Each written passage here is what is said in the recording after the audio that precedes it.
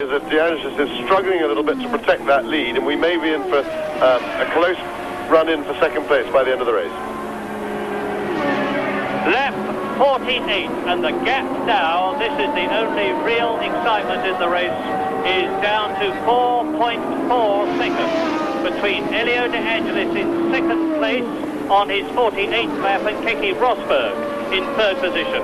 And the really exciting thing is that it seems pretty clear that the World Championship is going to go right down to the last race at Caesars Palace in Las Vegas before it is decided, because if Keke Rosberg could get ahead of Elio De Angelis, it would give him another 2 World Championship points, and you can see how close to it he is now. That would give him 33 points, and he would then only be 1 point behind Prost, who would be effectively, I think, leading the World Championship, because it must be impossible for Pironi to come back.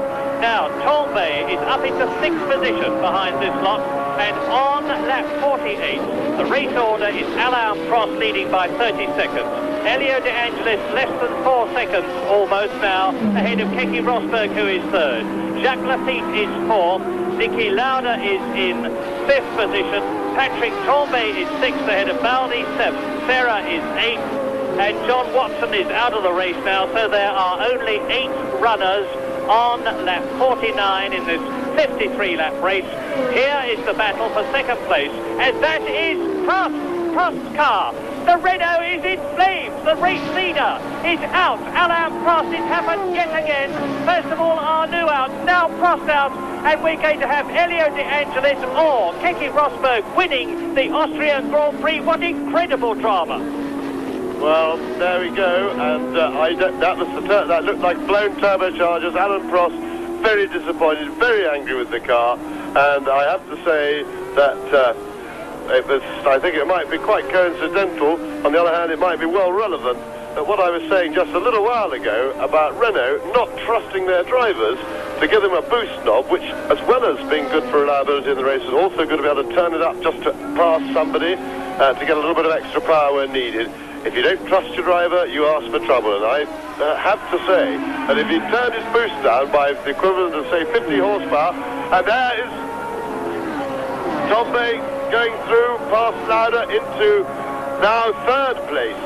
So Patrick Tombay is really scoring the points as the leaders drop out. That puts Tombay third.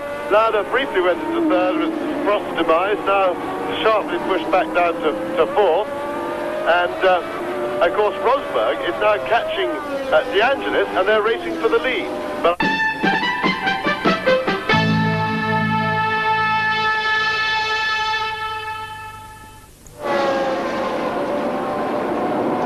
welcome back to the Austrian Grand Prix, and what a turnabout we're seeing now.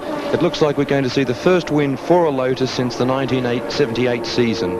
I can see that Keke Rosberg has really got the bit between his teeth, and he's trying very, very hard indeed to catch De Angelis. There is only 1 or 2 laps left. I don't think he can do it, but I certainly think it'll be worthwhile watching him try to do. We return you back to the circuit to Murray Walker and James Hunt.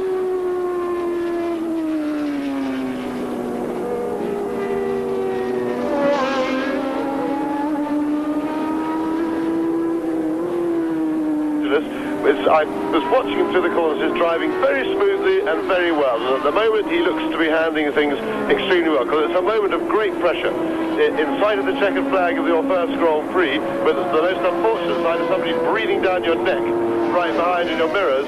Makes the whole thing rather sort of takes the icing off the cake. Out of the Bosch curve. They are now on lap 51 in this 53-lap race, and what a grandstand finish it's going to be for the Austrian Grand Prix. There is the fiercely charging Keke Rosberg, who was bitterly disappointed when he took pole position in the British Grand Prix to have his engine die on him on the warm-up lap. He started from the back of the grid. He was confidently expecting to win the British Grand Prix, but that victory was denied him, and it could be that he's going to come good here. It could be, but only if he can catch and get past Elio De Angelis. They're coming up now to complete lap 51. Lafitte is still third. Tombay 4th. Lauda 5th. Baldi in the arrows 6th. And the gap between De Angelis and Rosberg is now down to 2.2 seconds as they go into the Heller Licht chicane. That is third gear as they come out of it. accelerate away up to 175 miles an hour towards the glass curve. Well, De Angelis has got enough to keep his lead to stay in front. That he's proved. His big problem is to stay cool, because if he starts to get flustered, he runs the risk of making a mistake and or driving messily, and that will take speed off, because when he drives smoothly and coolly, as he has been doing on some laps, he's got a bit ragged on others. When he drives it smoothly, he keeps his lead in front of Rosberg, but Rosberg is steadily chipping away, and he looks to be just that little bit closer as they come down to go on round the Bosch curve for the penultimate time. He's got a lap and a half to go. Yes, and I am quite sure that when Keke Rosberg catches De Angelis, not if, he's going to catch him, but when he catches him, Elio De Angelis is without doubt going to have the widest car on the circuit. He will be going into the corners as wide as possible. He will be keeping Rosberg back as much as he possibly can, and even somebody as determined as Keke Rosberg, and he's probably the most determined driver on the track, is going to have all his time cut out to get past Elio De Angelis. But they're coming up to back markers. They're coming through now to complete lap 52 and into the last lap in this race, and the gap as they do that is 1.64 seconds.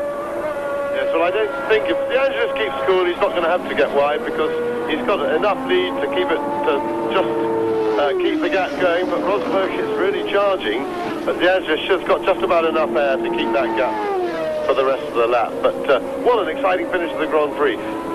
Rosberg is imperceptibly closing. Any minute now, Rosberg coming in fast into the corner. He's giving it everything. And now, if Rosberg is close enough, he'll be beginning to feel the effect of the toe from De Angelis' car. He is, in fact, close enough. And now Rosberg's in position just about to have a go. He is going to be able to catch him before the end of the lap. Fantastic finish.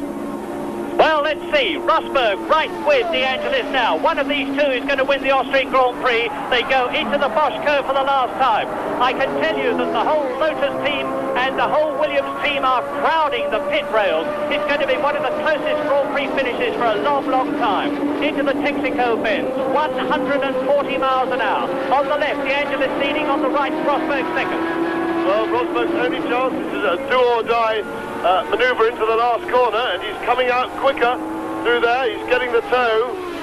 Can he get inside? Now, De Angelis taking the inside line. Rosberg getting the toe. Rosberg should try the outside.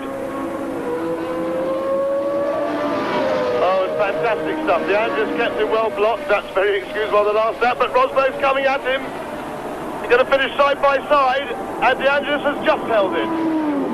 Up goes Elio De Angelis' hand, and the young Roman has won his first Grand Prix, and he has put the hard-trying John Clare Special Lotus team back into contention again. And this is marvellous news for them. They've given us the news yesterday that next year they will be using Renault engines, although maybe after the troubles that we've seen today and in the previous Grand Prix, they need to make sure they've got a reliable one. But Elio De Angelis, as Jacques Lafitte finishes in third position, is justifiably beside himself with joy. He has sometimes been accused of being more of a playboy than a racing driver, but he has proved today that that is certainly not the case. There is Niki Lauda, who is coming through in fifth position, and that is Torbay finishing fourth, and behind Lauda will be Mauro Baldi. So Elio De Angelis has won his first Grand Prix, the Austrian Grand Prix, by less than half a car's length from Keke